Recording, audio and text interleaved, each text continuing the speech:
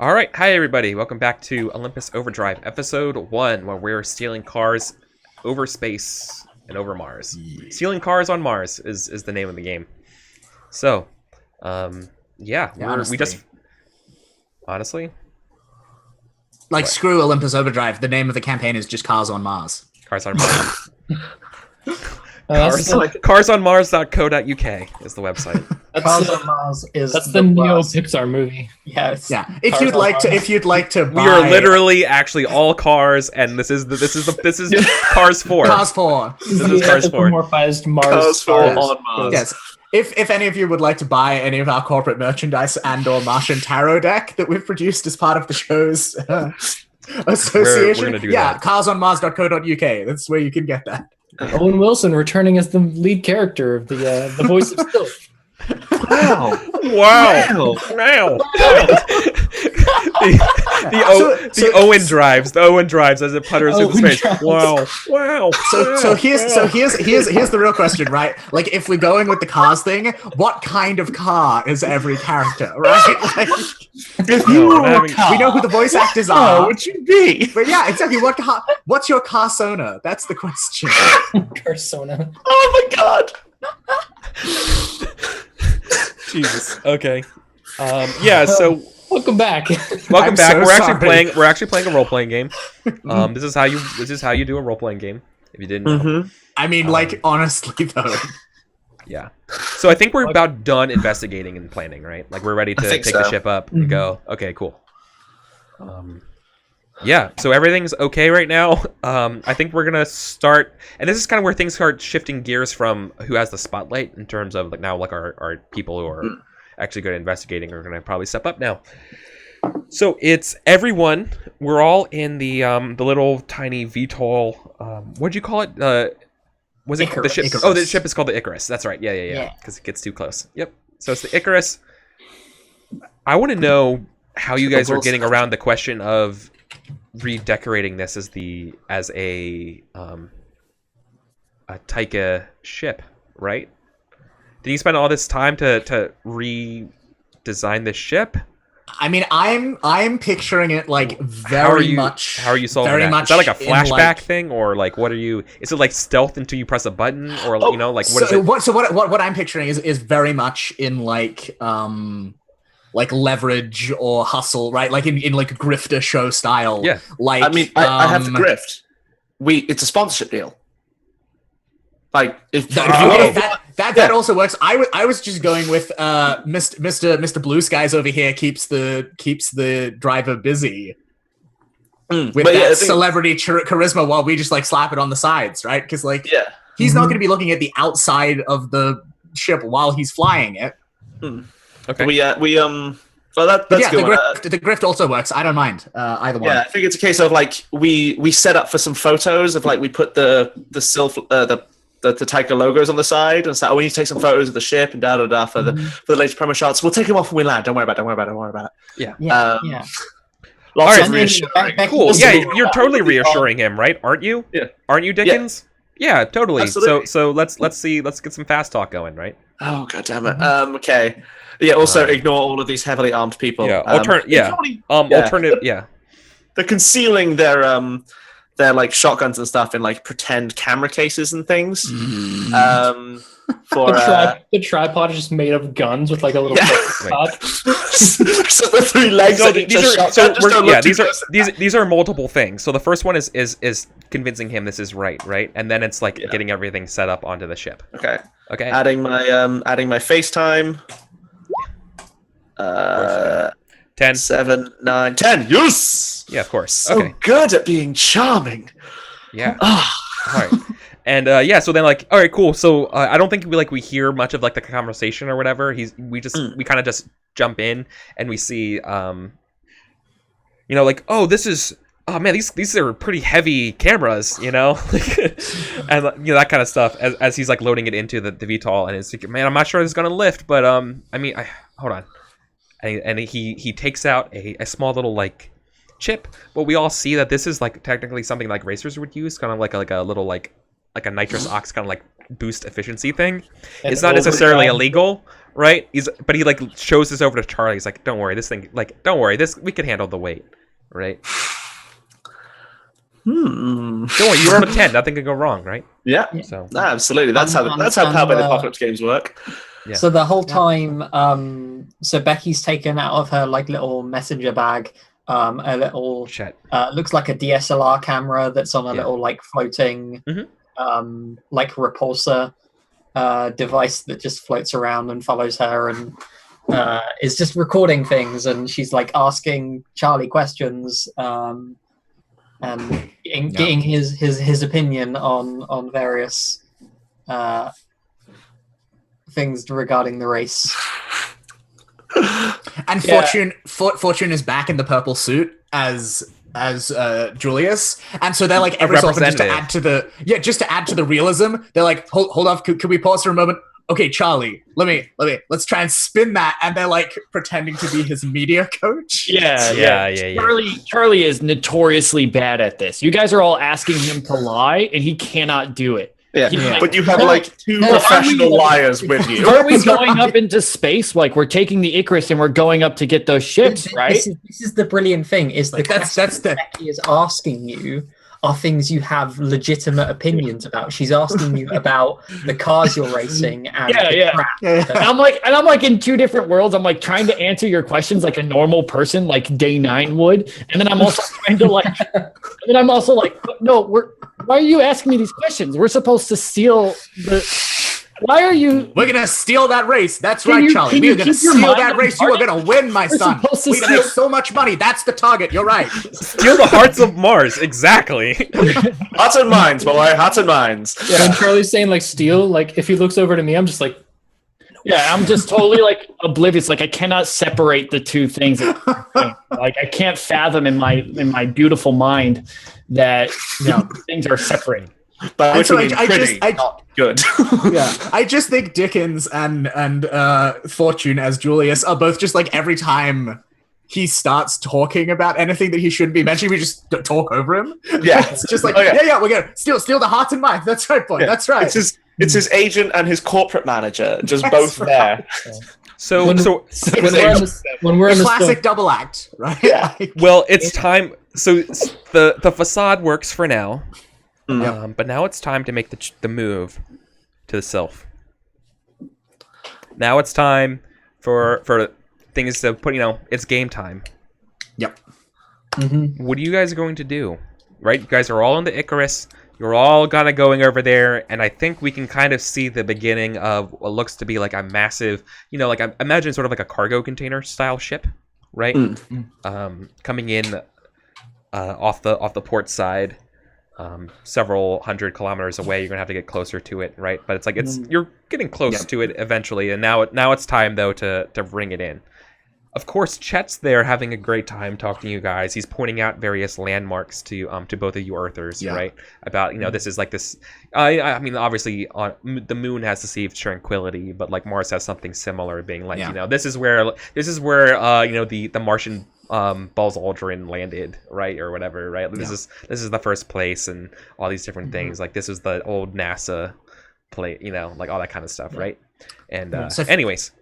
The Mars rover, the rover's still there. Oh my god, it's literally a glass case. Yes. Oh my god. Yes, so good. We love you, Mars rover. I feel like this is the point where the bait and switch happens, right? Yeah. Because like Fortune looks like they are like upper management at Taika, this guy's bosses, and so they're like, all right, so buddy, there's been a slight change of plans. We got this is all some great footage, but we got some other footage we got to get as well. We got to get up onto that ship. We got some cars up there for the race. We got to see what Charlie thinks, get some shots of his reaction. You on board? Yeah, and I feel like that's also another fast talk, right? Yeah, I do feel kind of like that's a fast talk. I'm really glad fast talk's a move, and this is not just entirely act under pressure, even though this is kind of totally both, right? If I would like to help. I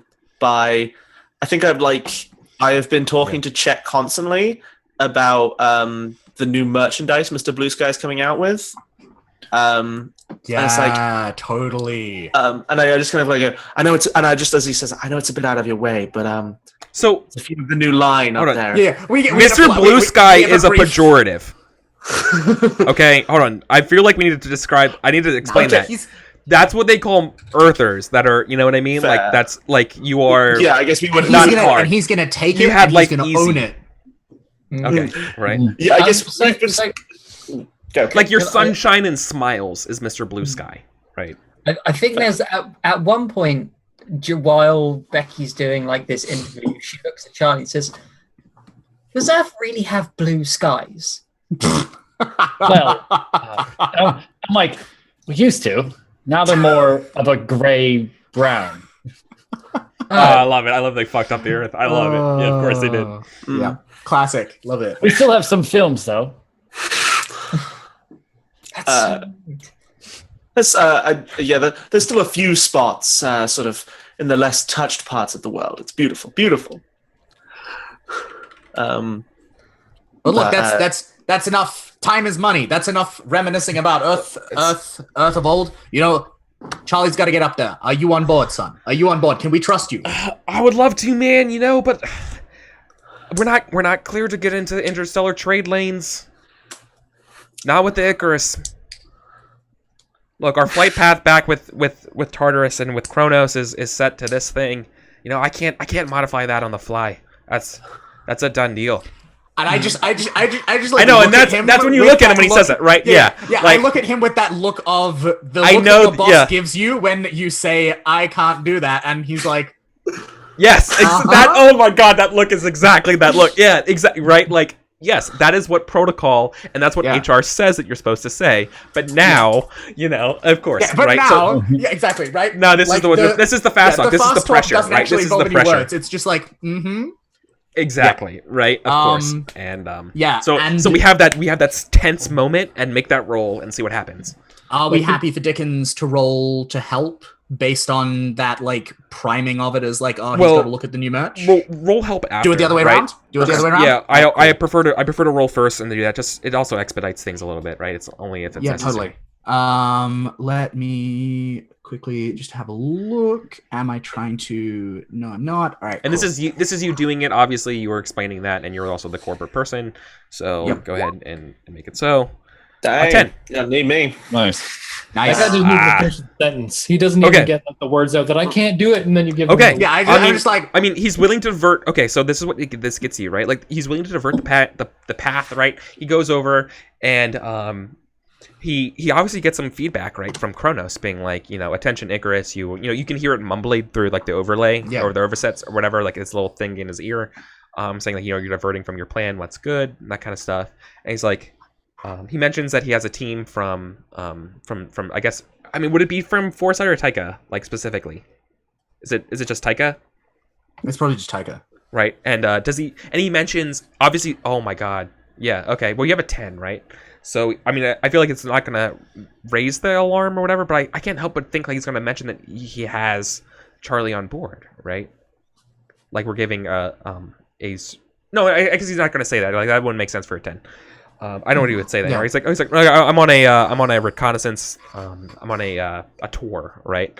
And it's sorry. It's like I got a VIP on here, and he wants a better tour. Or they want a better tour. I don't know how Charlie goes by. You know, they want a better tour in this team, and you know, I got the corpse on my neck right now. Like, you know, I know we're getting close to the lanes, but I'll keep you posted.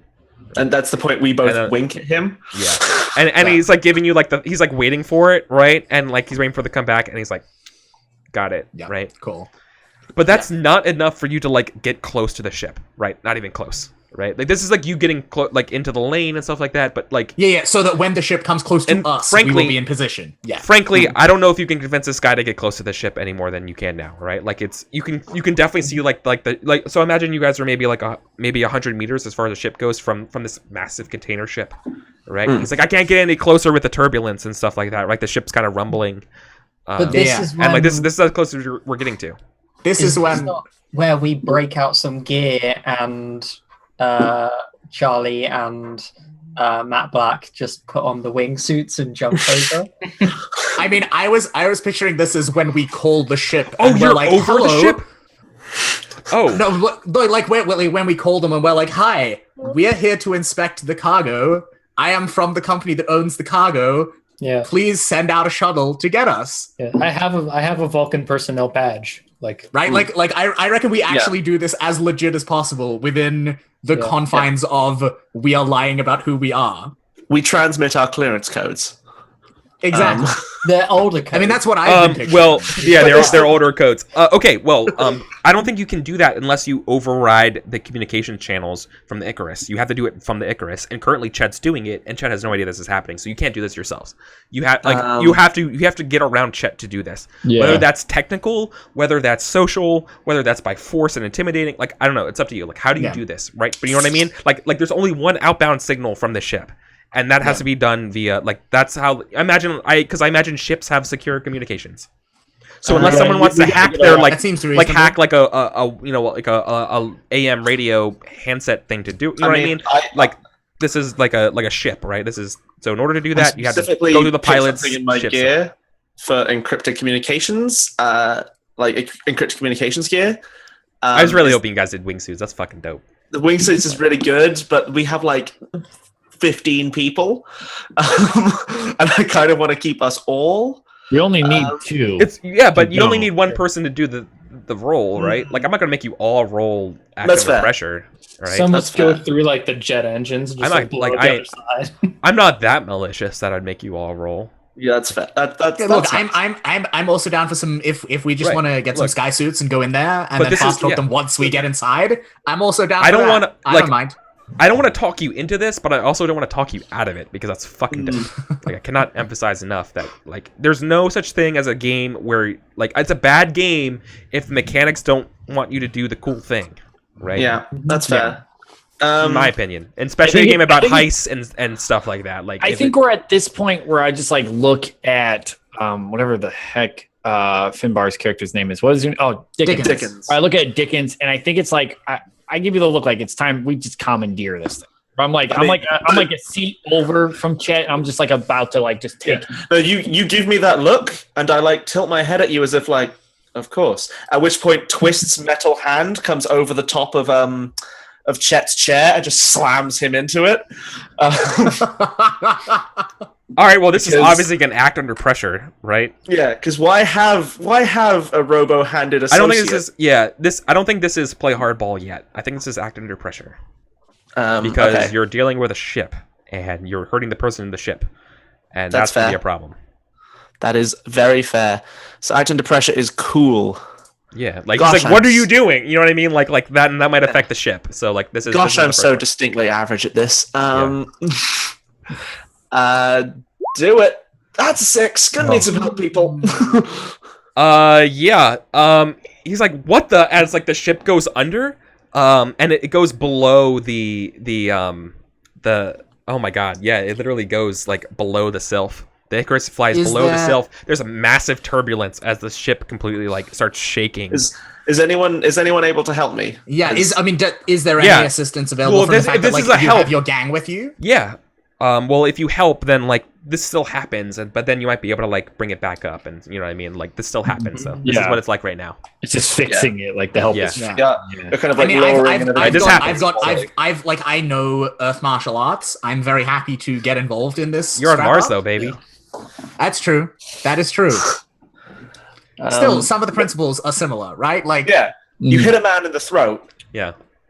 Charlie's not helping. Charlie's going straight for the driving controls, the piloting controls. I mean that I think that could be Charlie helping, right? Yeah, right. Totally. Yeah. Charlie's going to stabilize. Not helping detain Chet though. Okay. Totally. But it's a case of we're pulling him out of the driver's seat. You're getting into it. Yeah. Sure. So we're helping Dickens here, and to help somebody, you roll links with them. So who has a relationship with Charlie right now? If there isn't one, here's the moment to establish one. Okay. I think Dickens and I have a history, right? I think we have worked together on these kind of shenanigans. Oh yeah, before we knew each other's MO in the very first scene of this. Exactly, this right? So yeah, that makes sense. Okay. So yeah, he's there. I think you've robbed something from an interplanetary shipment before. Not quite We've that. done all kinds of crime together before. All the crimes. But yeah, like, I mean, like, the ticket that they had for the shuttle up to the Taika space station was provided by Dickens. I think we have a very mutually beneficial arrangement. Yeah, sure. No problem. Okay. That works. So that's 1 link? Take +1. Two? Well, you gotta Yes. roll. This is, you roll links. It's +1. Yeah, so I'm 2d6 plus your links with me. Yep. All right, I'm gonna just very quickly get that set up on my character sheet. Oh, cool. I mean, I would do the lazy thing and just write /roll 2d6. So that I appreciate that. It would look nicer on screen too. And this is Dickens. So I'm gonna have 1 there from now on. That's a 10. Nice. So no bad Nailed things it. happen to you. No bad things happen at all. So that's Well, to me still, but not to them. Yes, right. So you're able to help, right? Yep. So they take you have your choice of taking a +1 or -2. I'm gonna go with +1. Fail? Okay. Yeah. I mean, that's fair. I just want to ask. It's part of the. I'm gonna go with the +1. Sure. Okay. So I have a 7. So you have a 7 for your act under pressure, right? So So right. yeah, come up with that 7 to 9, Eric. he's like, "What are you doing?" The ship is shaking. The ship is back to being stable, but you do know that you're getting really close to the exhaust part of the ship, and if that would happen, the ship's going down. Icarus would burn up and crash. Oh, Okay. well. That's... So you're back up, like lights turned on the ship, but now they're back down, like the sensors of the ship went down and stuff like that. I feel like the Icarus is like being like, "What the fuck?" Or not the Icarus. I'm sorry, not the Icarus. The Sylph, right? Being like, "Whoa, what are you doing?" Yeah. You know, and and it's like, what the fuck? yeah, right, exactly. But we got You so I have got a my VIP success. on board. So I got my success. So is he out of the chair? Yeah. Well, you have the chance to. He's in the chair, but you're also like co-opting the ship now, right? Okay. I feel like so. I guess I toss his headset to Fortune if I manage to knock or whatever he was using to like talk. Yeah. Yeah, totally. Yes, and then He's like, "What the fuck? What is this?" You know, And then- like you're like shit. you're cooing his ship right now. And then I Right? just Oh, like shit. He's with, like, still one strapped hand on into the wheel. pilot ship. Yeah, he's still With strapped one hand in. on the Right? wheel, I just put my like fingers to his lips, and then you just hear the of Twist's gun, and then like his head just moves to the like from the side of frame. And it's like, and yeah, I'm gonna. Okay, I well, guess he's still in the pilot seat, so it's like difficult to fly a ship not in the pilot seat. Like that's it's possible, but it's like so gonna my be intention. hard. I guess I'm going hardball here, and my intention is shut up, Get the get fuck out of the seat. chair, and nothing bad happens. But my associate has a handgun pushed up against his head, and yeah, I'm gonna like. The implication being if I move him from this chair, then I'm just gonna motion. This is an act under pressure. Is this under pressure or is this going hardball? That's a good point. Yeah, This is hardball. It's hardball. That would fucking be going aggro. Yeah. Hardball. Yeah, you're seizing the chair. You're fucking seizing the chair, dude. Do it. Hardball. Okay. So that is edge. I don't think FaceTime is just a fast talk, isn't it? Yeah. Okay. So edge. For fuck's sake! All right, I'm gonna jump in here, and I'm gonna Dickens, dude, you need to fix your dice. You need to I know, right? fix your dice. Your dice are wrong, and you need fixed. Dice cleansing All I can rituals. do is fast talk. I'm gonna grab Chet by the shoulder. And I'm just gonna be like, "Look, man, we just need to get the ship. All right, you're not gonna be hurt. Just sit in the other chair. Swap seats with me. Like, I just want to like." Dear. So your help. Well, I want to assist Dickens in. You want to good cop him? Yeah. Sure. What's your link here with Dickens? What's your relationship with Dickens like? We haven't established links, so Yeah, I mean, don't. Well, here's the think I moment. have a link. yeah. Did we ever? This is the link with Dickens. This is it. So then you roll 0. It's 0. Yeah. So you roll 2d6. All right, let's do I it. don't think we've ever really associated much, unfortunately. I'm just gonna manually roll it. There's a 6 for you. Nothing. It's not enough. So you still got a 6. Well, bye Chet. Oh dear. Yeah. I haven't established the tragic backstory between us and our failed love. Well, I think now it's If you don't remind him of it. We went on a disappointing date once. So Fortune has the comms, and like I think they hear how badly this is going, and they just hit the mute button for a moment because like That's what I was gonna do. we don't want downstairs to hear whatever's gonna happen next. Oh my god. Yeah, the ship, like he's not sure what to do, and the turbulence is like fucking up the actual ship. Well, now we're back into the turbulence zone of the ship. Oh god. And Damn it, Twist. No, the turbulence shakes it. A blast goes off. Chet's brains go all over the ship, and now you're in the turbulence. It's on a hair trigger. What do you do? Yeah.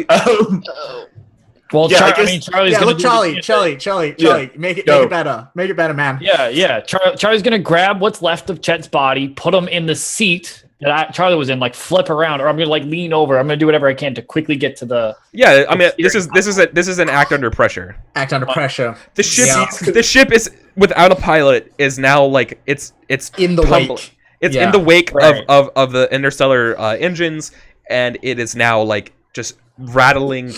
If you do not do something, the ship's going to burn up and crash to the ground. Yeah, all the while, not a fun thing. Yeah. If you roll, it's a very short. let me be very clear to you series. right now. Let me be very clear to you right now. If you roll a 6, your ship's going down. Yeah, campaign's done. Yeah, got it. Okay. Yeah, basically. Yeah. We're, I don't know what am I rolling. This is act under pressure. You roll cool, my dude. We're good at role playing games. All the while, I'm like cursing Dickens out for pulling the gun out on Chet. Like So this bullshit. Kane, and I'm gonna roll this. But as you're cursing me out, Twist is like taking him towards the door. So this is very clear. I'm gonna Kane has a really good point in chat, right? Kane has a very good point. I'm gonna ask this in the future. 7. The difference between acting under pressure and playing hardball is your intent to follow through with violence. Yeah, and I assumed that Twist was the person who's intends to follow through. I mean, there was. I think it's fast talk is when if you want to bluff a person, you can shoot them. Hardball is no, I will shoot you. Do what I want. Yeah. Well, I got a 7. We're okay. We're okay. Yeah. It's bad, but we're okay. Yeah. Bless you. The obviously you have the ship on mute, so you don't hear what's going on. But obviously the Sylph is calling this in, being like, "Hold on, we got a strange ship situation going on." No, Eric, we can hear them. We've just muted our mic. Oh yeah. I've actually got the headset on. I am listening in, and as forgive soon me. as there is, I thought you muted everything. I'm sorry. No. I just muted out outgoing sound, and as soon as these hooligans are done with their as soon as the actual violence stops, I hold up a finger for everyone to shut the fuck up. I unmute the comms, and I do my very best impression of Chet's voice. And I try and bullshit them into thinking that it was just like a momentary issue. Like I slipped up, we got caught in the slipstream. Dude, can I give you a look? But we're stable now. When you raise a finger, can I ask really quick, can you impersonate not Chet, but someone that they would know? Someone I'm someone from Vulcan. I can even hold up my identity number, and you can kind of because they're all kind of in the same format. Yeah, you try to fast talk them basically. You're not fast talking out of this right now. This is literally because of the ship getting into the wake of the thing and almost going down. Yeah. Listen, this is happening. You're not talking them out of. No, I mean part. about fast talking about them. This. There's a problem here. What can you do to help us? We're gonna go down. We're gonna die right now with the VIP. Yeah. So SOS. Sure. So, but before we go any further, though, what's going on right now is that the ship is. So you've rescued the Icarus out of the wake. However, you've heard on the comms they learned to be okay, listen, there's some situation going on with the Icarus near our ship right now. There's some VIPs on board, it's getting sent back down to Kronos, right? Okay, so that's what's going on right now. Okay, so did the clock advance? So yeah, the mission clock advanced. However, now your ship is back okay. Chet has been moved to the passenger seat. Now Charlie is flying the ship. I mean, everything other than that, and Charlie saved the ship from the fiery stalled death that was awaiting all of you, and you are back in the stable, close proximity to the Sylph. But then that's where we're at right now. Okay. But we are expected to immediately return back to Mars. That's what we're hearing from the ground. Yeah. All right. Right. Like get away from this. This is when we break out the wingsuits. We drop off the driver to drive the car out, and we return to Mars. The driver's also the pilot to the ship right now, though. Yeah, but like Andrew was saying, Matt Black is also capable of piloting. Okay. There are 2 things on there to steal, and also they need to get to the cars. That's a very good point. I have an alternative suggestion. In that, all right. So Dickens spins around and is like, "I have a plan." Matt, yep. Can you rig this ship to fly all right for about a minute after we jump off, and then lose control and crash into the side of the Sylph? You want us to crash into the side? No, I want us all to be on the Sylph and cutting our way inside, so we all get in those vehicles when we orbit jump down. What if I could get us in there without doing that? I want them to be very distracted by a large fire in a different part of the ship. That's fair. I could do that. Oh, okay. Yep. Again, Dickens does not do small potatoes. So, is Chet dead? Yes. Yeah, yes. Chet's fucking dead. Oh, okay. Twist and one of my other associates are busy throwing Chet out of the side. He's being no. Are you?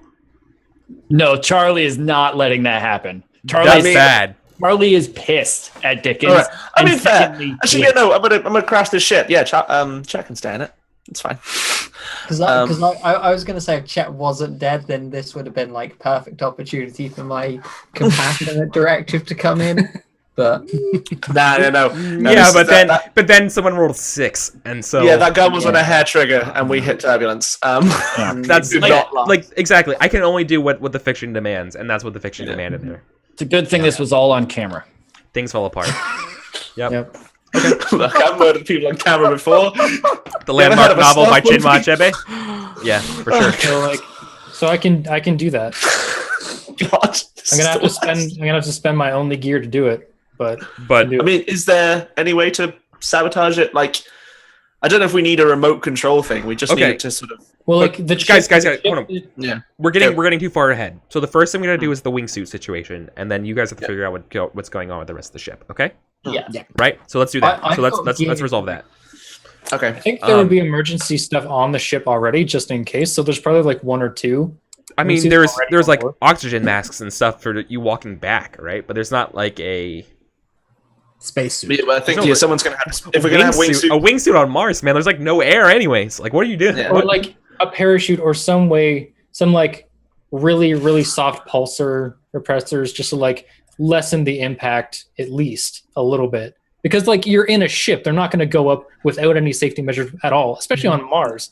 It's not. So we've established. Yeah, they have. The ship has this, right? Like, but you have to. I would allow though. You have to spend gear though for this situation. I think is very very reasonable, given the fact that the ship is like damaged and in turbulence, and like you're doing close. This is not ideal situations for making this jump to this ship. And so you just have to spend the gear to have the right technology to basically like either like grappling hook and then like race to it with a suit, or like you're literally free fall jumping, whatever. Like there's safety gear and then there's extreme sports, and we are definitely in the latter. So I think I'm going to spend my gear. Okay. And this is for it's not wingsuits, because you're right, that's not going to work in no atmosphere. I don't think we ever talked about this, but like. Also, I'm definitely the rule of fun here rather than like hard sci-fi, right? So like, I have the more fun idea. It's literally that's what I want to hear. Boots and gloves with Iron Man repulsors on them. Totally. I've always wanted to be Iron Man. Are we at that level? Yeah. Okay. It's like Earth tech. We made it to Mars, Eric. Yeah, that's fair. Yeah. Okay. It's like I have this very clear image of like everything from Earth is super slick and nice, while stuff on Mars is chunky and weird. Yeah. So this is like a thing fell off the back of a van from Earth. These things aren't designed for terminal velocity. So like, we're trying to get as close to the thing as we can and jump over. Sure. So and you have you're spending your gear to assist you here with whatever that I'll be looks like. spending my gear like, you know how Chet had a chip that he slotted in and be like, yeah, we can get there. I'm gonna rip that in and use my gear to get my own like Overdrive X6 chip that like will just overpower this thing. That's why it'll blow the engines. It'll like get us up high enough and blow the engines, so it's already on fire when it's gonna hit the Sylph anyway. It's gonna be. You're not. Wait. Are you crash landing the Icarus on the Sylph? Yeah, we're gonna get off. I think the plan is we're crashing the Icarus into the Sylph after we jump to safety. Yes, we jump to safety. Distraction. Yeah, then the Icarus hits the side of the Sylph. Yeah. Big loud noise. Yeah. So you're spending the gear to make the ship do this. Yeah, I'm spending the gear to like make sure set us up to do this thing and jump out. Okay, cool. So we're spending 2 gear here. So like I imagine that would give you 2 bonuses, but like you're spending it all up front. Yeah. So the top hat goes away as I get into space. Yeah. Okay. How does that work? Do you just spend gear, or do you have to roll with it? Yeah, just no. I think it's you just drop it down and it will. Okay. I feel like you have the thing. And then, Eric can ask for booze, obviously. Fictionally, though, so like you pop that in there, but this is probably, I think this is all going to be under Charlie's role here. It's going to encompass all of what's going on right here. Okay, so he'll get like a forward. He gets +2 forward, essentially. Yeah. From the gear being spent. And this is just going to be act under fire, right? Yep. Act under pressure. Yep. Act under pressure. Excuse me. Yep. Yeah. And defy danger. I'm going to call it it defy danger. I'm going to call it act under danger. I'm going to act under pressure. Act under fire. I'm going to call it. It's fine. You know what I mean. You know what I mean. Yeah. Make a resistance roll against re-entry. Yeah. Act under pressure, where the pressure is the crushing vacuum of space. Yeah. It's like if you miss this ship, you die horribly. I want to resist level 4 harm, John. Yeah, sure. Okay. All right. Who is our spend my heavy armor? Yeah. So, like I said, this is Charlie making the roll for you all. This encompasses getting rid of the ship so it crashes and landing. So, Charlie. So I'm rolling cool. Yeah, act under fire. +2. You're cool with a +2 forward with the gear being spent. +2 forward. Yeah. This is the roll, my man. I'm gonna make sure Charlie has one caveat to this. You're the worst crew of hawkers. One rider. Charlie is bringing Chet. He is a very dead man. Okay. I am aware. Charlie does not leave anyone behind, regardless of that's fine. Force. I mean, no problem. I think Dickens is very much. If you want to put him in a spacesuit, be my Frankly, guest. Dickens, you can shut the fuck up. That's exactly what Charlie would say. Like, you should have never pulled that gun on him. He didn't deserve that. And I'm bringing Chet with me. It's like 6. I'm rolling a 14 or a 15. What the fuck? Nice. So he's so cool. now you know why Charlie is brought on this mission as you just ace this and make this look effortless. I'm blaming it all on Twist, giving him the double birds as I go. You got this dead body strapped to you like a baby in front of you, right? And you're just like flipping them off as you jump out the building. Yeah, I feel like Fortune is probably one of the later people out, and as before they go, they like again unmute the microphone and do the Chet voice, and it's like, oh god, we're losing control. Oh, I'm in the slipstream. Like they give the performance of a lifetime, like pretending that oh shit, this is happening, and then just like break a wire so that there's just static, and then leap swan dive gracefully to safety. They give the birds before the hand jets kick in, right? Then you do the hand thing. But the rest of us all have to use them the whole way down. Charlie's that cool. Perfect. That's that cool. Perfect.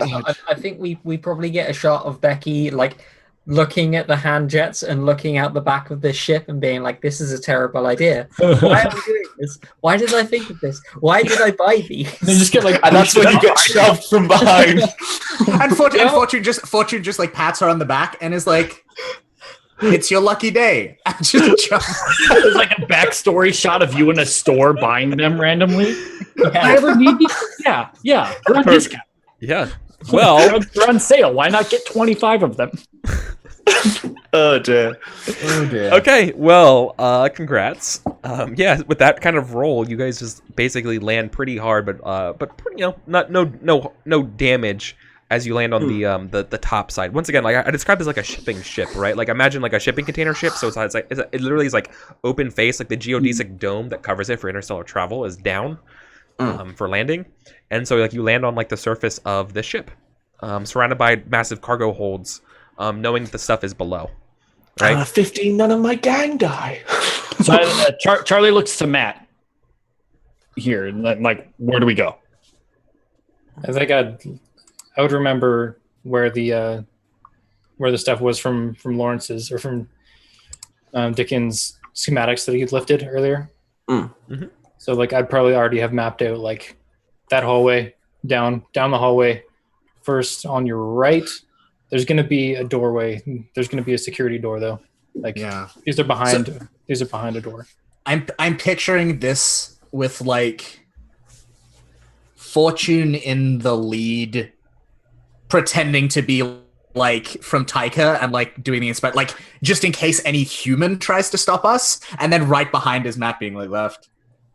Yeah, like, we're walking at through that door fast because a fireball just happened. Yeah. We're like at pace, looking a little panicked, but like that's part of the cover, right? Like it's like holy shit, something just hit your ship. What the fuck? Yeah, we're like slightly above New York walking speed. Yeah.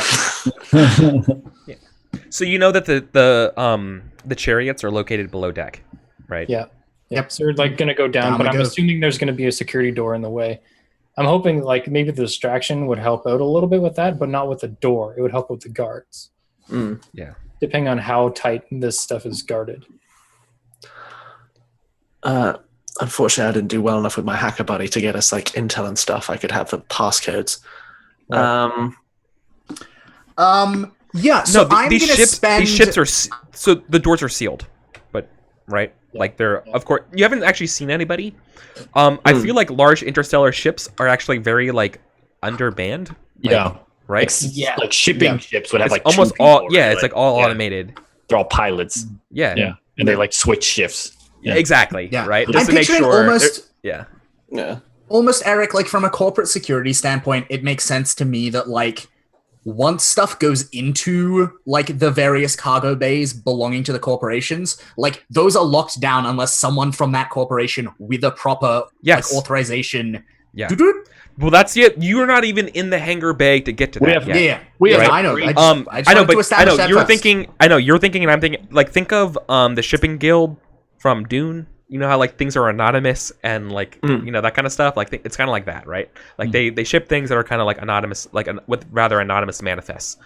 Okay. And they're like each you corps can buy space on ships, and it's sealed to them with the right numbers, and no one else touches it. It's their thing. You know, discretion is the name of the game here. And but you're not even there yet. You have to get into the hangar. Like you guys are on above deck, and you're gonna get below deck, and that shit. Those doors are very, very well sealed. Like they're sealed like almost like a blast door would be, right? Because of just in terms of space, in case the geodesic dome failed or whatever. Like so, these are hard doors to get through. But that's where you're at, right? Matt Black, can't you like control things remotely that are technological? Isn't that a thing that you can do? Yeah, but I think there are limitations to that. Like, so this comes down to Matt then, right? Like, that's why you're here. Yeah. I think this is a tech problem, right? Like, like Charlie's still throwing a fit, like blaming this all on Twist and his stupid trigger finger. And I'm looking at Matt to be like, can you break open the door? Let's go. Like I'm getting into. Yeah. This is like so you know I'm willing to go in different directions here. For example, I know because like Drummer Boy, I'm gonna throw you a rope. You could either try to like hack this thing. You can try to like literally use your tool set here to just like breach the door with like your tools and like with a like one of those like the like fire extinguisher or not fingers the opposite of a fire extinguisher like a blowtorch plasma torch or plasma torch like or like magnesium type thing.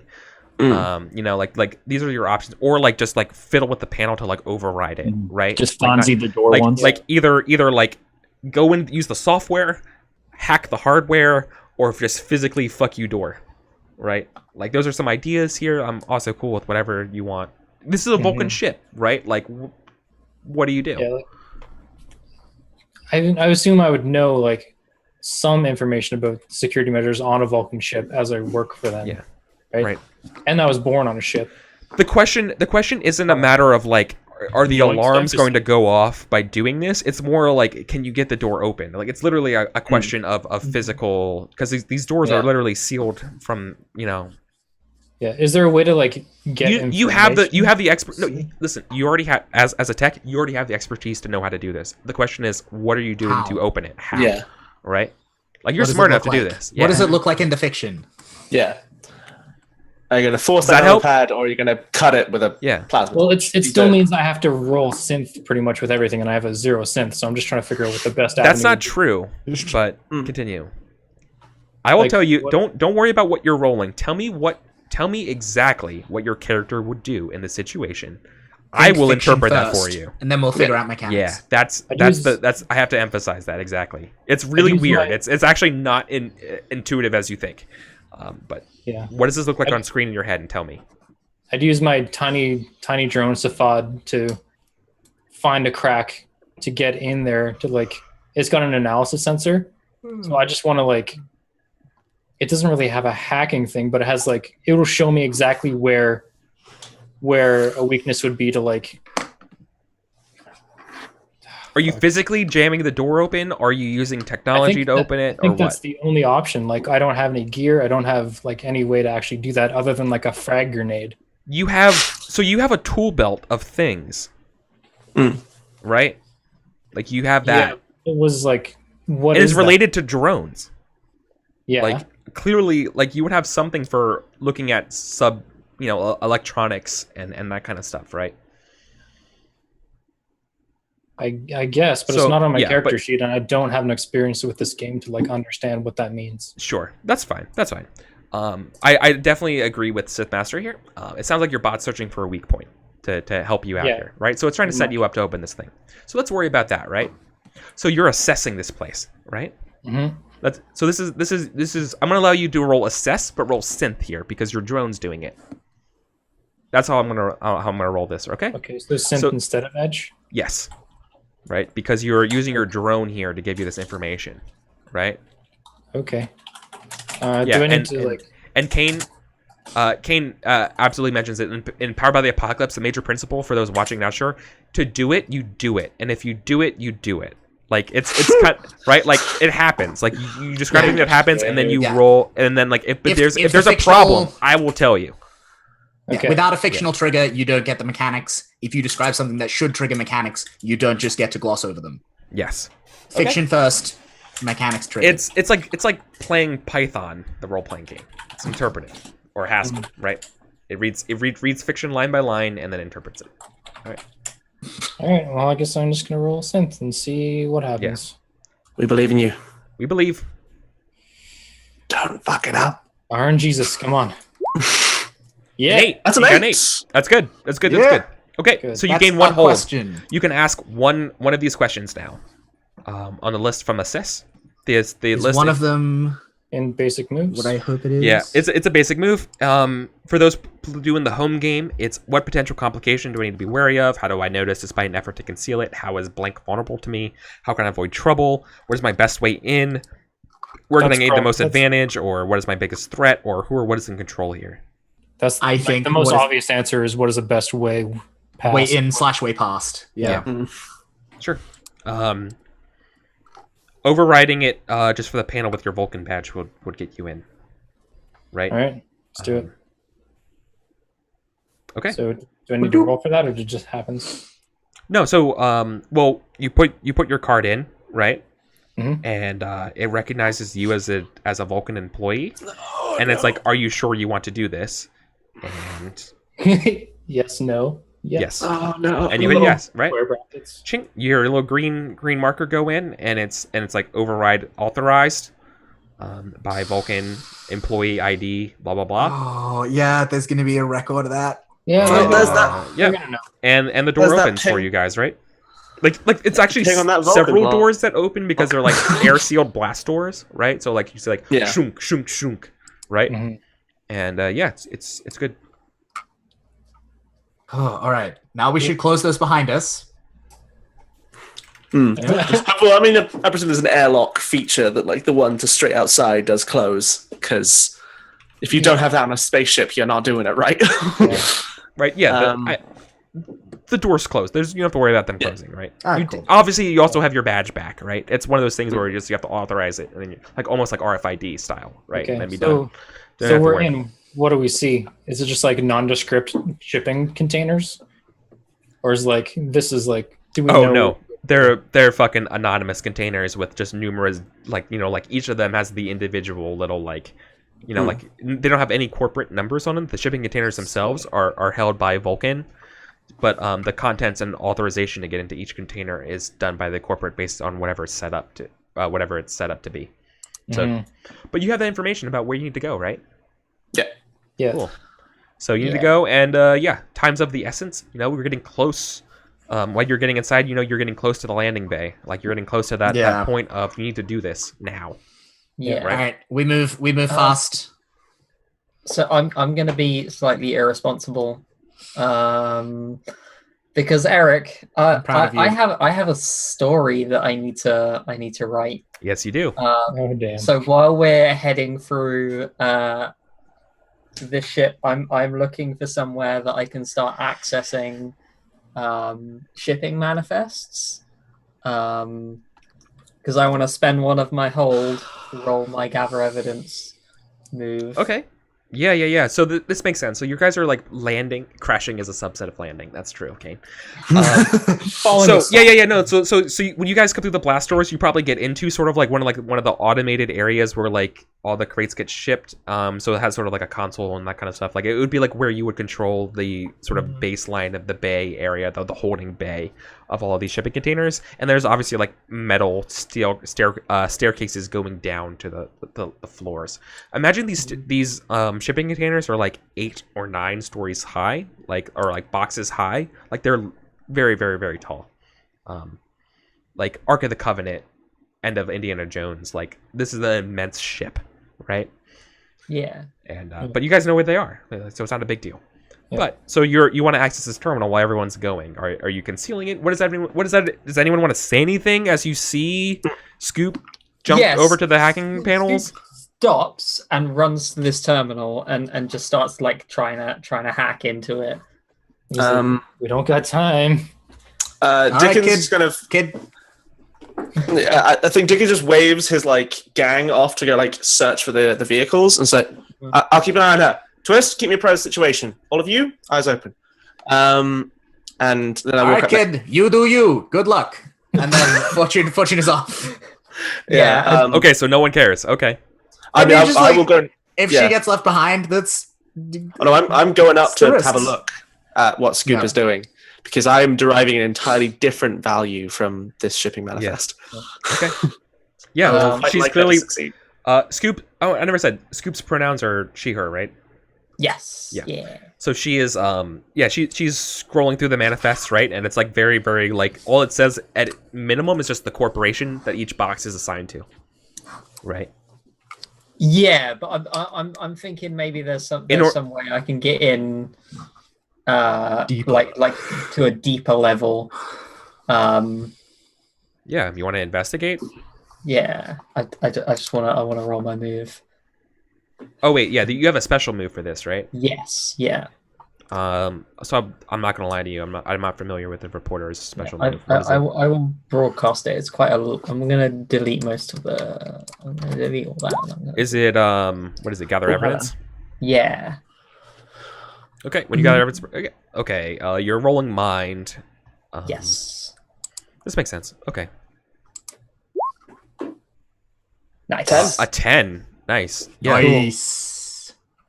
So fictionally, this is you looking at the logs. This is you looking over why Breathe Free is getting some of these chariots. Yeah, I want to get more info on these 2 chariots that Breathe Free are trying to. You have proof. You have proof that they're designated, like their term of service is around Olympus Mons. Specifically, they are designed to go inside, and I think because you kind of already knew that already, you know that you learn of a base that that Breathe Free has at sort of like a lower part, like above the plateau. So those who don't know, Olympus Mons is fucking the most insane thing I think geologically you can probably think of in the solar system. Yeah, in the solar system. Not only is it like the size of it, it's just there's like a 3-mile high plateau that it sits on, and then there's a mountain. So like it's like above the plateau. There's actually like and like no one knew that this base is there, right? Like there's some kind of secret base with like coordinates. It doesn't even have a name, right? It's like you find that these coordinates, like these things are this is where they're supposed to go. Like that's what's listed here, right? Nice. And so you write down those coordinates, and like you know that, but us as players and stuff know that there's something there, and it's a base. Okay. Awesome. Cool. For foresight. Okay. And that's what you get for your story clock. Cool. Yeah, so I think at some point Becky probably says something along the lines of, I just jumped out of a fucking VTOL onto another fucking ship. I am getting this damn story. So has Scoop like cracked the lock on this this particular bit of like basically the server bank for this ship? No. Okay. Damn. At least not enough for you. Only for her. Yeah. Because I if I can get access to like just massive database of raw data, I can do something with that. But I'm not. Because what I would like to do is I would like to basically plug in my my massive data storage thing and just breathe this for anything useful. Scoop is not a hacker. She probably had for this one specific password for this one specific machine. File that she got when she did her initial research. Fair enough. Yeah. Okay. Damn. Okay. Well. So you're just researching this then, right? If I can, And your neural interface makes you roll synth then, right? So that the benefit. So what happens is like I like all of the hair kind of from the crown of his head around there. You know when Batman Begins where you see Batman's cape and it like using magnet stuff, it all goes rigid.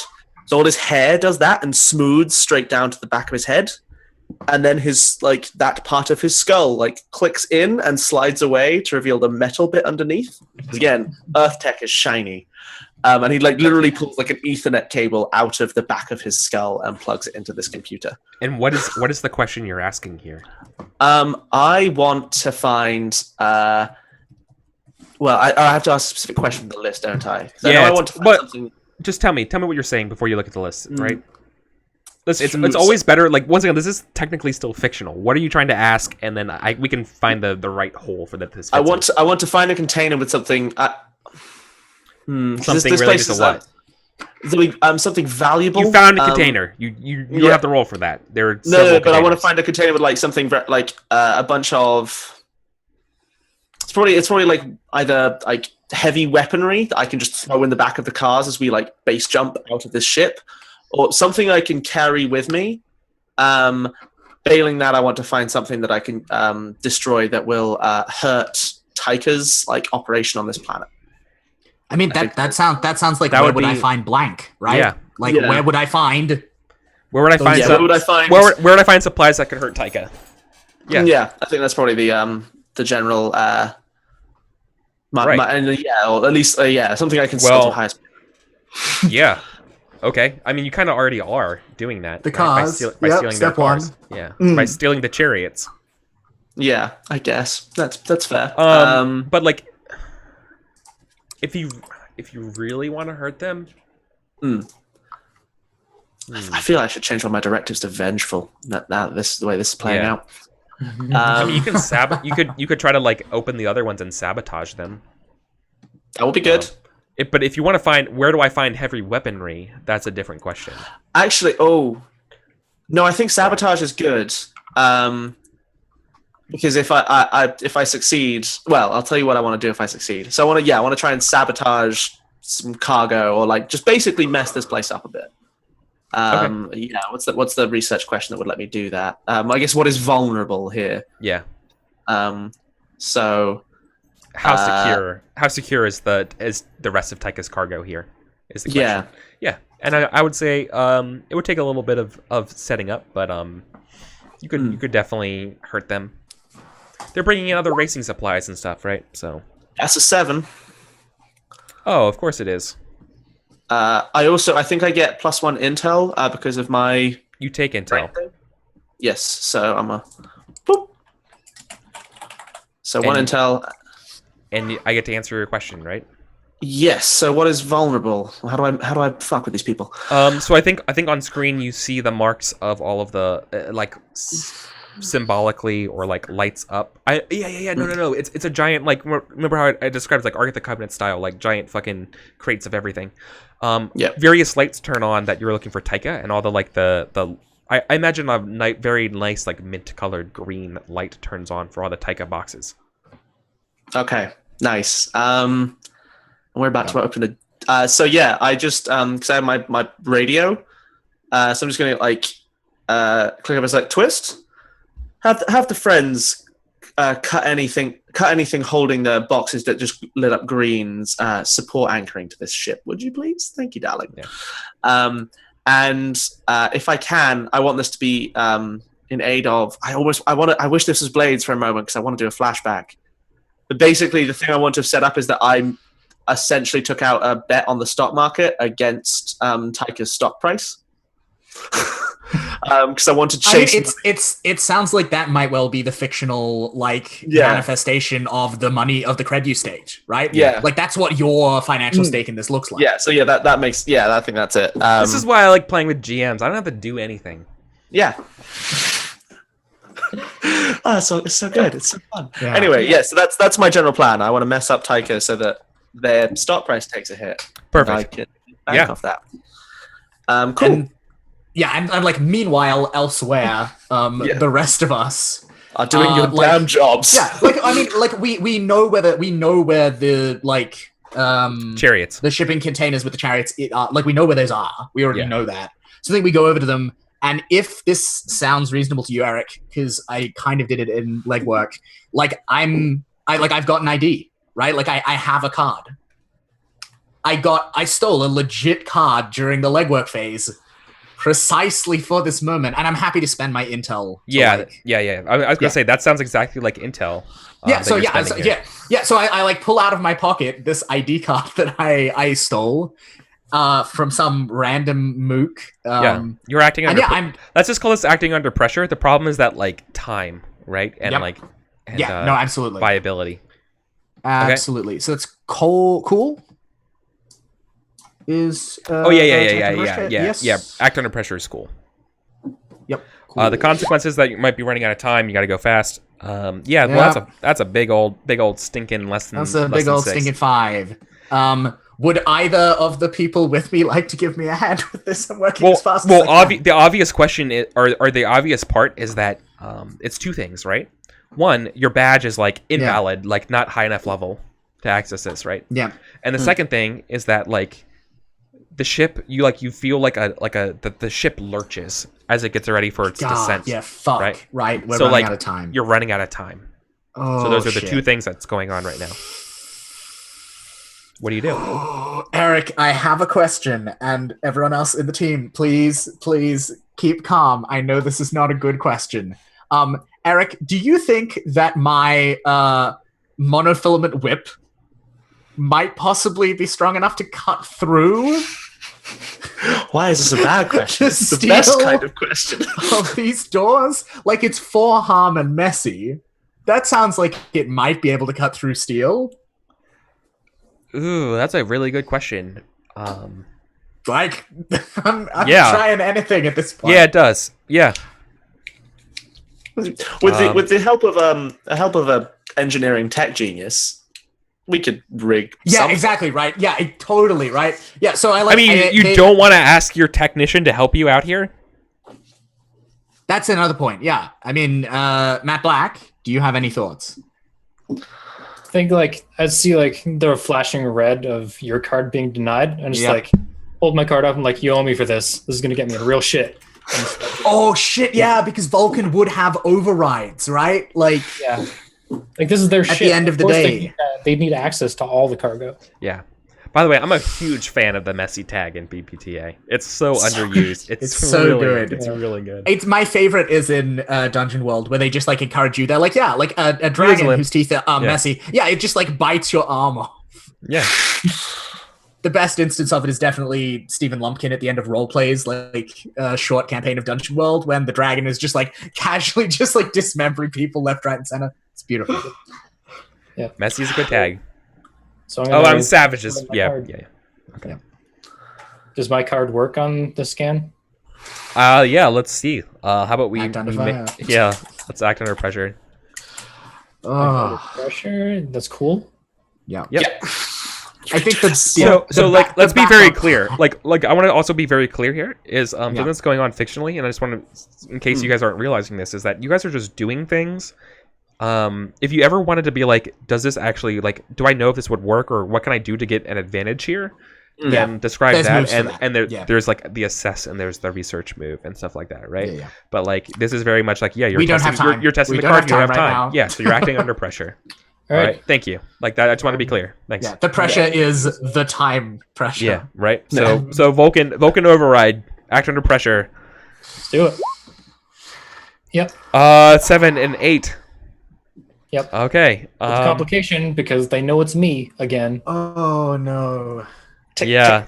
Well, it's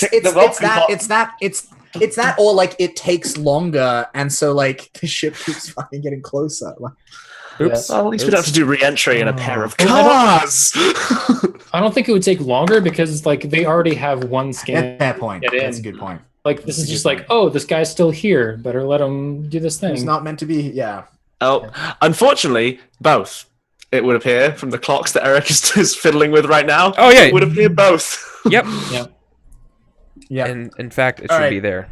So like, after that, I'm just gonna run. I'm gonna point Charlie to one of the crates that has one of our targets in it, and I'm gonna run to the other. For the first time in my life, you're able to get you're able to get in one, right? But the other one is like, oh my god, how frustrating would it be? A distance away. No, it's not that it's a distance you get there. It's running a diagnostic. It's like running like a test thing, being like, it's preparing for it to be offloaded soon, right? So it's like running the offload like batch program to get ready to go. Okay, is that the one I get to? Or the one that no. Like so you have one open, right? So like remember there's 2 ships you need to take out of here. Yeah. One of them is open, ready to go, but because you rolled that, the second one is like fucked, right? All right. At this point, I take off my earring. The Julius persona has this huge, like, gaudy, like, earring that's like it looks like an amethyst, but it's probably not real. And they take it out, and then they unspool the filament wire that is actually hidden inside it.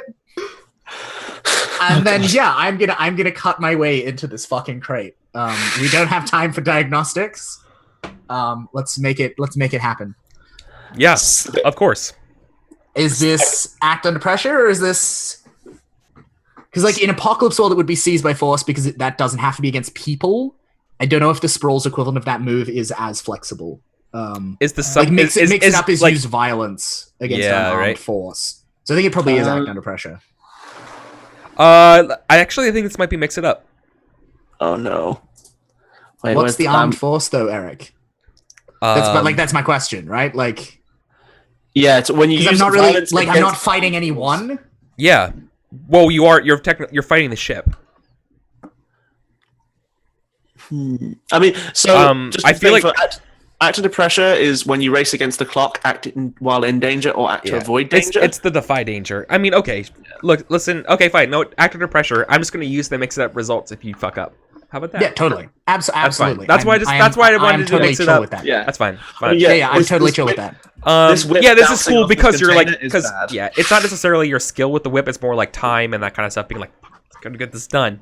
So yeah, act under pressure. Yeah, exactly. I'm like, God damn. Sure. That's reasonable, right? Like, we don't want this. That's not a big deal for me. You do that. Yep. It's cool, but using the whip. Scoop and Dickens just walk around the corner. Hey, 11. Oh my god. Nice. I know how to cut through things with a monofilament wire. I don't know why you think I'm talking about people. You just like in one slash, like we see it just like Yeah, it's that classic samurai. like the door doesn't even know that it's broken through. yet, and then it goes. Yeah, and then and like breaks down. Yeah, The whip is finished retracting by the time the door like. Yeah, totally.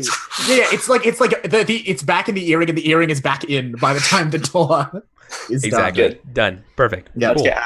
And then I just like gesture to Charlie, and I'm like, "Your chariot awaits, sir." Literally. Yeah, I'm like buckle in Chet into the one that's already open and like that's not broken. I look at you, and then I'm like, yeah, all right, better get in this one. I'll take that one alone. And then cool. I'll go into the injured one. Yeah. I guess this is where like Scoop and Dickens just run in and jump in the back of a car. Yeah, we all pile into the cars. So you all pile into them, right? And now, what are you doing to get out of this? Like, they're, like, how are you driving these things off the ship? What are you doing? They're in crates. The crate's not open? Yeah, we just opened the crates. Yeah, you open the crates. Okay, you can drive them out. Drive them out of the crates into the cargo bay, and then we open the door, and then we drive out. There's no. Okay, so let me be clear here. So like, let me paint a very small picture, and I feel like this is the reason why things are getting a little bit confusing. Yes. So, you guys are all. This is the belly of the ship, right? Like, I'm describing it like this. You guys came in. Let me actually do it this way, right? Like this. You came in on the door here. Here's like the command center part where you guys were researching, and then there's just a fuck ton of crates below here. I mean, there's like the unloading dock, like in the back of the ship here, right? And above here are like the massive engines. Right. There's so like down here is the loading. What's shaded in is the loading bay dock, and you guys have the crates here. What are you doing? Like, there's no way to like. There's no way to like. There's like a zigzaggy staircase down here. There's no way you cannot use the door that you came in. Yeah. To get out is what I'm trying to say. Right. Like there's no way. These cars are huge. They're the size of school buses. Right. Like imagine these are massive vehicles. I have an idea. Can we put a hole in the side of the ship, right? No, there's no hole in the side of the ship. You could make one. The Makos have weaponry. What happened? I call them Makos. The chariots, right? The chariots have weaponry. I have an easier plan to start with. The Icarus into it though. Like, what happened with that? The Icarus crashed on the roof of the deck, my dude. Like, right? Okay. I've got this plan. At least that's how it was described to me. Yeah. No, I don't think the Icarus. Because I would be describing that you guys would be getting sucked out of the ship right now. Yeah. If it was crashing the whole of the ship, right? Like that's a whole different game that I did not. Okay. Yeah, that's a different scenario. I have a plan. Okay. This always goes so well. I would like to use my intel to procure a easily accessible file I pulled from the system, which is the fire safety protocol, which opens the doors to vent fire into space. Everything's going to be tied down. So it's going to vacuum. It's going to vacuum the hole. Yeah. I hand it to my tech and go, hey, can you just set it so that, just run this program, please? Can you make this happen? Yeah, so that the ship just opens all the doors and everything that isn't tied down, the crates I cut away, and our cars just go out the door? I mean, like, I've heard worse plans. Yep. So I'm going to spend my intel, and let's go for a spacewalk. I feel we need some Bowie. Can we get some Bowie? Yeah, let's try. It's totally like a totally like a synthwave version of like synthwave version of a David Bowie song of like Life on Mars. I was thinking, what was it like? Ground Controller Major Tom. Space Oddity. Space. Okay. Yeah. I don't know. Yeah. So like we hear the music like as this happens, and who's making this roll here? So I'm rolling synth to try and get this thing to work. Yeah. Yep. All right. That's him. Let's do it. Let's go. I clicked the button. The game hates you. So Did you? Does the little forward box pop up? Did you compensate for the game hating you? It's always it's a vital thing to remember that the game does want us to die. Just do it again. I guess. Yeah, try that again. Okay, no, it's just come through. 11. Well, that's better than a 10. That's perfect. Yes. So I then, think it's just like what does this thing look like? Oh, that was a second. They're both passes. It's well, fine. that's fine. I'm not counting the 9. I count the first one. I always count the first roll if it fucks So up. what does the thing look like that you hand me? Like, is it just like a floating hollow file or like? I think this is probably like.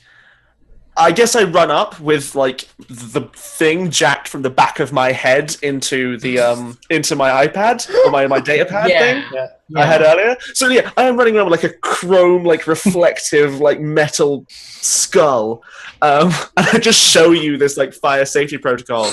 It's like I left a little thing like I left a receiver in the panel. Work your magic, please, Matt. You get like halfway through the explanation. I'm like, you look ridiculous, and start like doing the finger dances on the thing, and then hit enter and like the venting. I do two things in response to that: put my seatbelt on and put my top hat on. Like, that's not helping. Got to be stylish, my man. The chariots, unlike the rest of the containers, which are secured into the ship, are whisked out by the fire suppression, right? The chariots, and then a bit further back, those Taiki containers I cut So, like, away. you guys are getting sucked out backwards, and then you can kind of see the Taiki containers like, following you guys, like, tumbling down as you guys get whipped out the back as the doors open for the fire suppression. I feel like we possibly should establish who is in which car. Because if they're going to have two different pilots, that feels like it might be relevant. I think, it's Charlie's going alone in the shitty one. I don't know if we have. There's school buses. Yes, we have plenty of space. I presume you have Chet's body. No, I put like. Would you give that to me? Am I correct in thinking like one of these chariots is shittier now because? No, we cut away into I cut into the shipping container. I didn't have to cut into. It was the container was the cars problem, are both in mint condition. Yeah. I wouldn't do that to a nice. I wouldn't do that to you. So I wouldn't who's do the that to other a nice driver car. then? Like Charlie would point to Matt. Matt's the only other person I would trust behind the wheel of anything. That's fair. I imagine Matt would understand it the best. I don't know whether that makes him the second best driver. Well, Charlie's going to point to Dickens and go, "You're with him." Well, I have expert mechanic. You're an expert in construction, maintenance, and operation of vehicles. Oh, operation of vehicles. Yeah, no, definitely. Do it. Then after that, I don't care who goes where. I think a couple of my gang are probably in with Charlie, but it sounds like he doesn't want me there. No gang at all. Let's do it. All right. I want anyone associated with Dickens. Okay. So here's what happens. Do I count as associated with Dickens for the purposes of this statement? No, you're fine. All right, cool. Fortunes with Charlie. Yeah, so here's what happens, right? So, like, you guys get whisked out, and now it's a matter of, like, getting these things to land and driven to the spot you're supposed to take them out to, right? Mm-hmm. So, who's doing that? And that's sort of the last part before you get paid. Charlie and Matt. That would be me and Matt driving, right? Yeah. Yep. Okay. Yeah. So you guys are literally we see the chariots. The chariots, remember, like they're like a 6 or like an 8-wheeled like all-terrain vehicle. We see them automatically deploy this like fucking. It's like a tank getting dropped out of the back of a C-37. I'm picturing the Christopher Nolan. I'm picturing the Christopher Nolan Batmobile, right? That massive hulking. Yeah, that's what. This is it's a massive. Like I said, it's like it's the size of like a school bus. Like it's a huge vehicle. Yeah. It's a mixture of that and the scene from Dark Knight Rises where like Bane is in the plane and the plane is falling. Oh yes. Yeah, totally.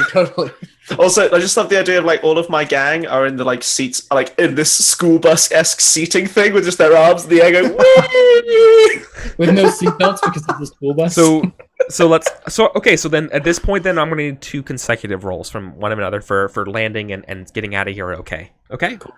Yep. So, I mean, this is probably act under pressure, right? Like, I can't think of anything else that would really encompass what's going on here. There's no road wall rules in this game, unlike there's no land a all-terrain vehicle out of a airlock of a to give Charlie a transport ship advantage. I feel he could use it. Does he not have a hot shit driver move? Could he not Yeah, I mean, Charlie definitely has probably some sort of driver move here that can help. Yeah, second skin, which I would assume would work on this, since I would be neural linked in with this thing. To give you some buffer against possible failure. So I would roll plus cool plus the chariot's power. Yeah, so this vehicle probably has like 2. Plus, yeah. Okay, so I'm taking 2 forward. That's a 12. Yes. Charlie, you make this game look too easy. So badass. I can drive, and that's it. So there's no problems. There's no problems here on the way down for you.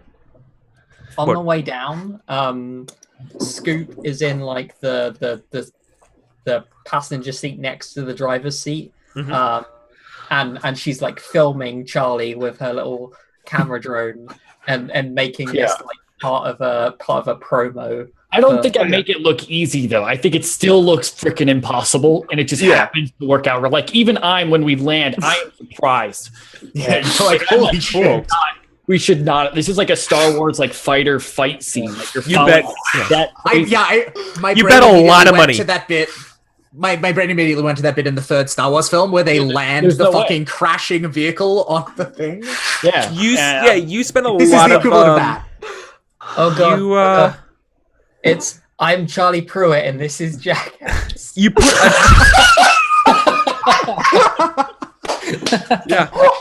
you're alive because of the suspension of the ship. of this chariot that you're in. Yeah. It's not my skills. Yeah. I'm just lucky. Okay. Right. Good luck, man. Matt, my man. I love it. I love the idea that it falls and it's like falling forward, and then like you kick the engine in and it does like a quick fish turn around, and you're like good to go. And we aim for and land like on a hill so that we like ease out of the fall, right? Like it's perfect. And then can I aid Matt to be like show him the way? Oh god, no, dude! You're in another car. No way. Right. Yeah, they don't have communications between these cars.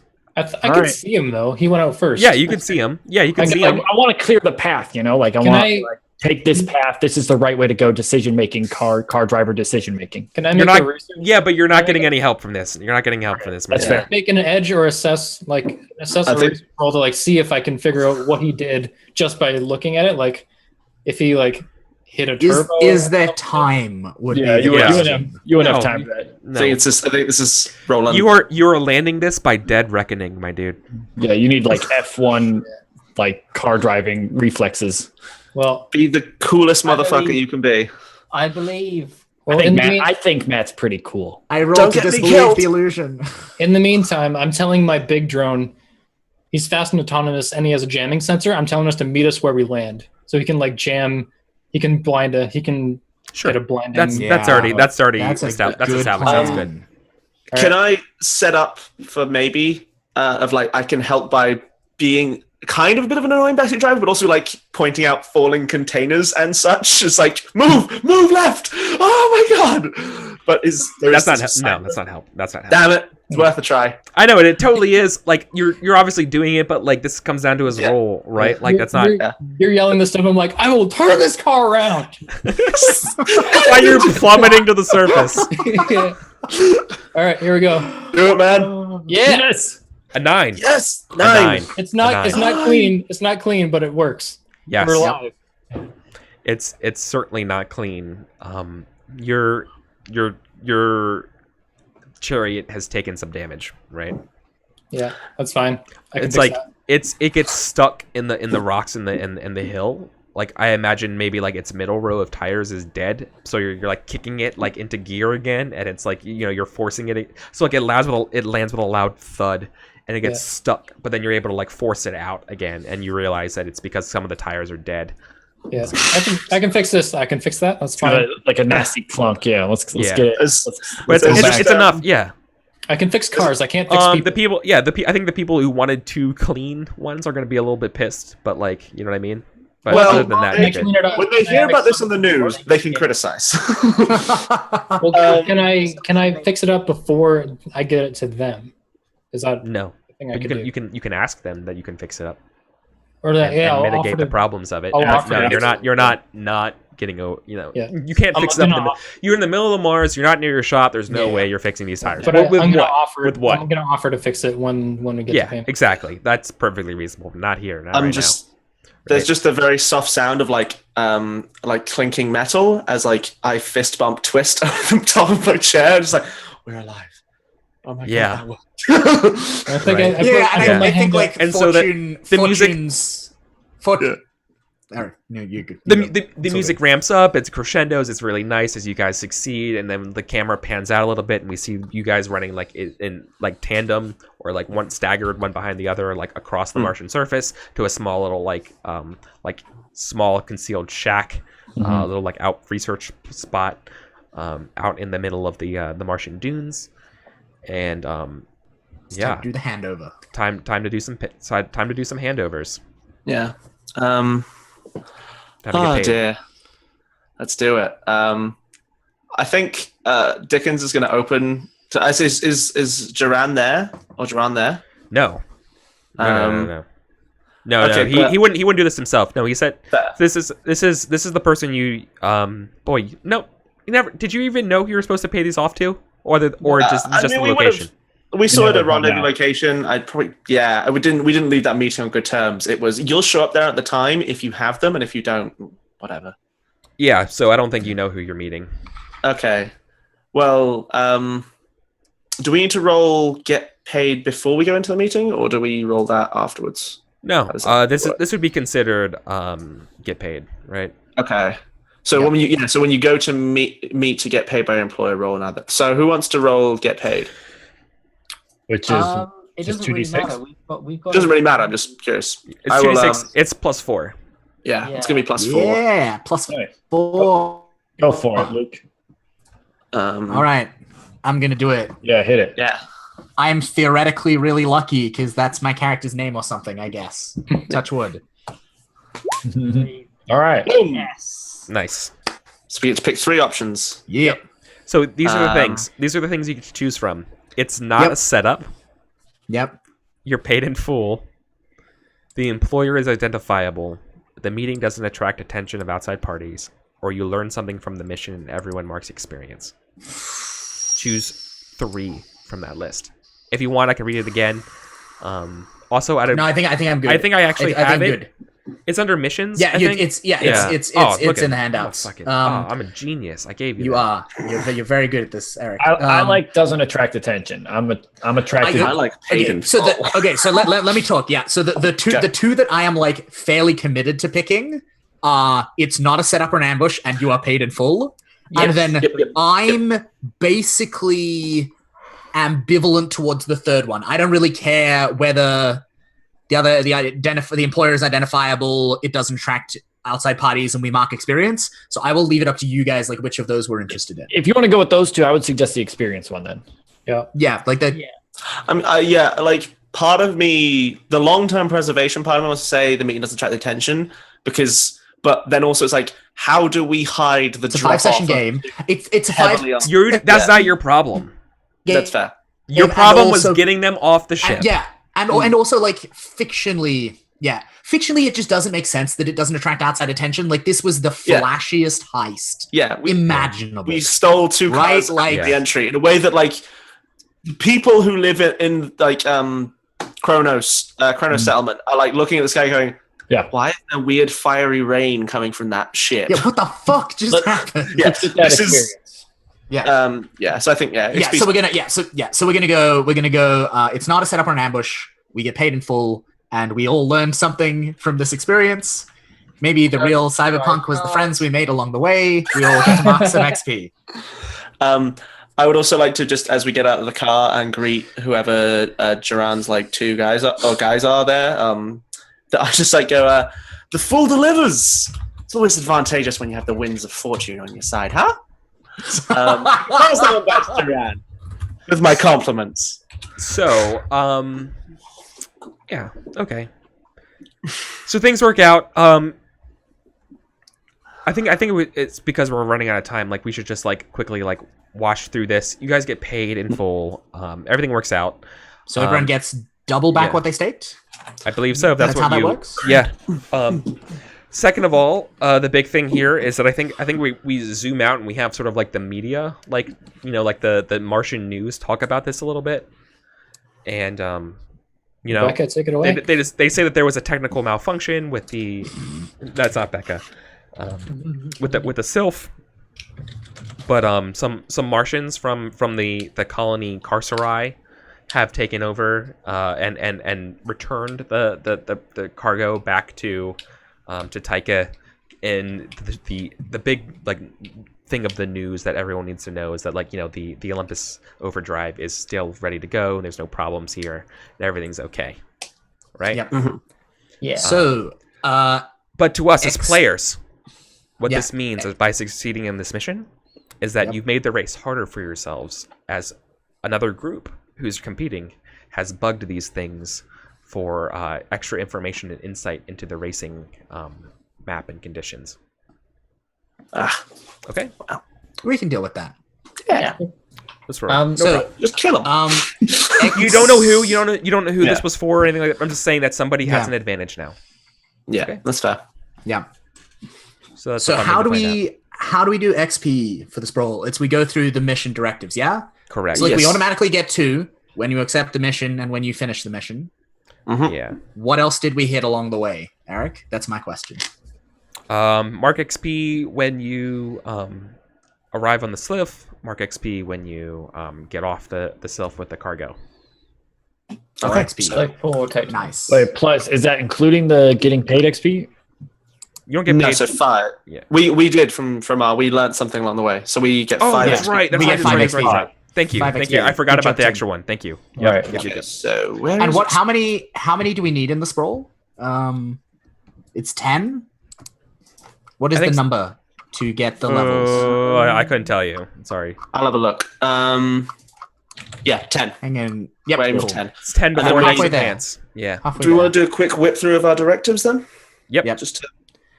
I mean, I didn't mean any of mine. I just have a question.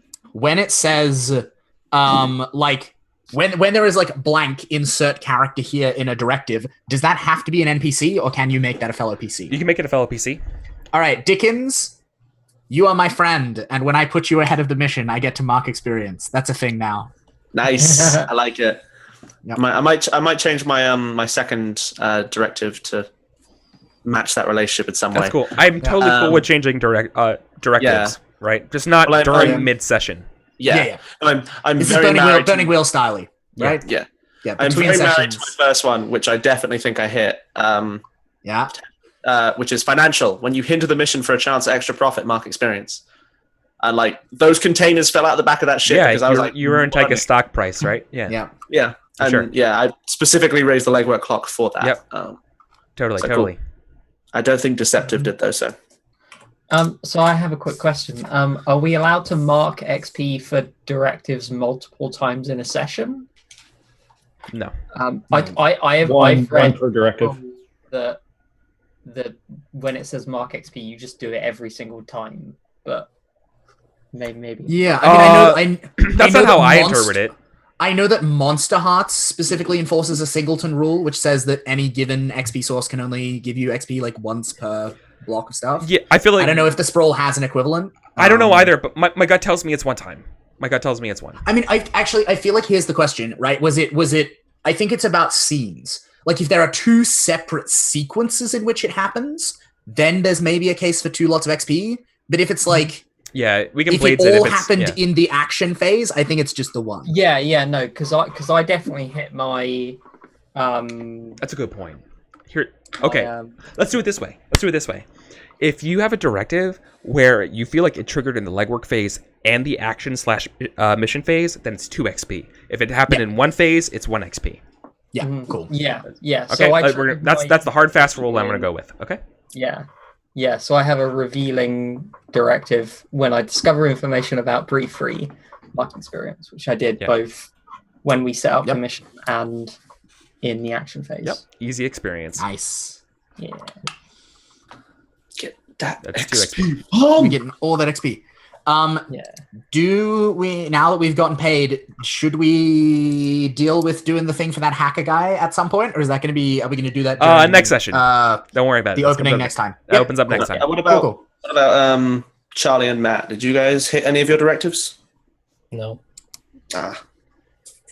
I'm not totally sure. Like, this is my first time playing this game, so I'm not really sure how I should set those up to be actually able to hit them. I think mine are too lofty right now. Yeah, just do what I do and be very selfish while playing.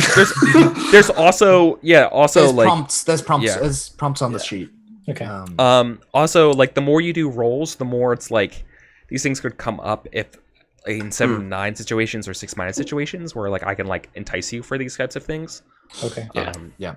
So keep that in mind too. Yeah. But yeah. And like, I feel I just Shall we do links then? We told that. How does the? I don't think I remember the end of session stuff. So at the end of the mission for links, this is page 146 in the PDF. Yep. Each player chooses another character who, as a result of the mission, has a better idea of how your character operates. Explain what happened, and what they know. That character increases their links with you by 1. Okay. And then if you hit +4, you mark XP. Okay. Do we want, Eric, I'm not sure how exactly we're doing for time.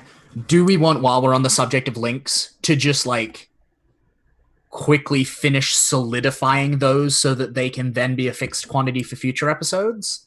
Because this episode we were basically just like on the fly determining whether they existed or not. Well, do we want to like resolve that now? That's what I do in one-shots, right? Like I determine links when you want to establish them helpfully in the fiction, being like, no, hold on, no, like I can help them because I'm going to establish one of my bonds here, right? Yeah. So my question is like, so my question is, do we want to set like a deadline at which point we will stop doing that and we'll say all links are now set as they are? Yeah. Like by the end of next episode, maybe. By the end of next episode, exactly. All in place? Yeah. All right. So like, let's not worry about necessarily establishing the links here on screen. We can do that later. I think Dickens. We should wrap up. I think Dickens learned a thing about Fortune because I don't think Dickens has ever seen them break out the monofilament whip before. Yeah. Okay. Yeah. Definitely seeing a capacity to do violence. I think similarly, on a similar vein, I think Charlie knows far more about how Dickens operates now because I think he presented himself as this like gentleman businessman and then he killed a dude because he got in the way. True. So that's a good explanation for it. You get 1 with Dickens on your links. Charlie, Sam, do you think there's a chance Fortune knows Charlie better, having now seen the driving in action from the passenger seat?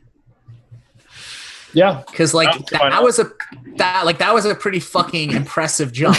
Yeah, like your reputation is not in fact an exaggeration. Like it is grounded in solid. Yeah. I think Charlie's basically one of 3 things, and driving is one of those 3 things. So yeah, you know 33% of him already. Kicking ass and doing bubblegum at the others, and he's all out of gum. I think Dickens knows Becky Scoop. better because you saw Scoop breaking off mission and trying to get info on her story. Yeah, that makes a lot of sense. I'm good with that. Yeah, for sure. Matt Black. I don't know. I didn't really interact with someone. Well, I mean, we had kind of mentioned earlier, like I had a link with Matt, either however we want to describe that, but like over our mutual love of cars, or you worked on my car, or whatever. Well, he helped you with because Earthers, getting accustomed to Mars. Yeah. Who is your sponsor again? Like who sent you here? We never really said. We never said it. Yeah, don't worry. That comes up next session. Next session. Taika I'm generally conscripted to him. Yeah. I'm conscripted to Sam to work on his car and make sure his stuff is ready to go. Yeah. Okay. We'll see that next time. Okay. Yeah. I think we're ready to go. I think we're ready to do outros, guys. Yeah. Good work, everyone. Nice work, guys. We sprawled. Yeah. We did some sprawl. Sprawled all over the place. Yeah. All over. Drummer boy. It was Andrew. very messy. Andrew, where can people find you on the internet? Who are you? I'm Drummer Boy everywhere. I spelled it wrong. DRUMURBOY. Yeah, there we go. And then Patreon launching really soon for people who want music, because I do music. That's so sick. That's such a good I'm idea. so hype. I'm so fucking hype. Such a good idea. Yeah, that's me. Excellent. Cool. Sam. I'm Sam. I do things on the internet, most of which are okay. To step up from 4 hours ago. Yeah, you have a YouTube channel, and I have a YouTube. I have a Twitter and a Facebook, and none of that is real. The YouTube is. I think it's real. I'm not sure.